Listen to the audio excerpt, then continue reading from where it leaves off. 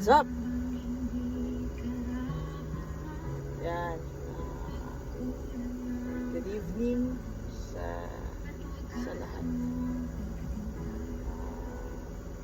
Gusto ko lang mag-share ng thoughts ko for today.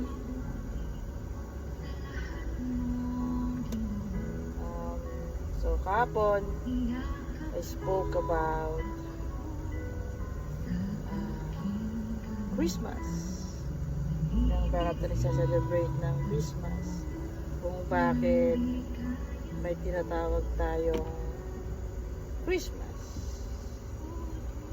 So marami sa atin ngayon as OFW ay celebrate ng Christmas sa work, with friends, malayo sa family. But despite of those circumstances na natin makakontrol kasi given na may work tayo or nasa duty tayo. But hindi naman kasi nasabi na hindi merry ang Christmas mo kung you will not be with your loved ones. Bagkus gagamitin natin yun as gift pa rin from God kasi meron tayong work, may mga duty tayo na pinapasukan. So gagawin natin siya as titignan natin siya as blessings kasi without us din nag-provide sa family, of course mas magiging merry siguro yung gusto sa atin together with our family.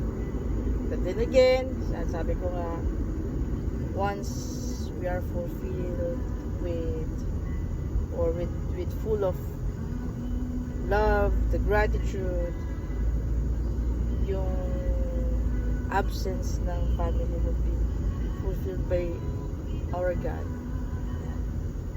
So, I'm just sharing my thoughts because I may or we may be away with our parents in this season, but truly God is so good in our lives because yung prayer ko lagi is a good health from my parents, sa mga kapatid ko, na walang magkakasakit at patuloy na gabayan ng mga magulang mo sa kanilang mga pang-araw-araw din na ginagawa.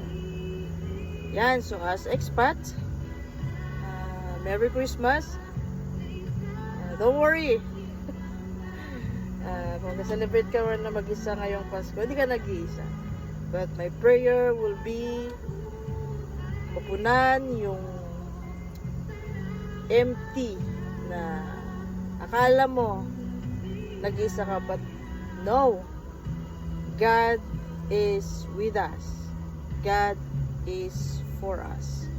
God is here. That's why may sinasabi tayong Emmanuel. So thank you for tonight sa pakikinig. Ingat tayo lagi. God bless.